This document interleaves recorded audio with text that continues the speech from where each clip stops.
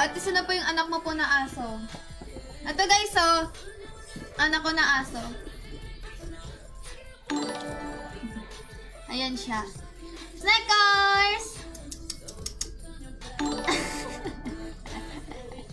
Cute yan guys. Binabenta mo? Hindi po! Sige guys, bilhin nyo na daw guys. 150. Oh, pwede na. Pwede free shipping na to, free shipping. Issue, malakas kumain. Nangagat ng pusa. Hindi siya nangagat, pumapatay siya ng pusa. Huh? Harit, G? Destroy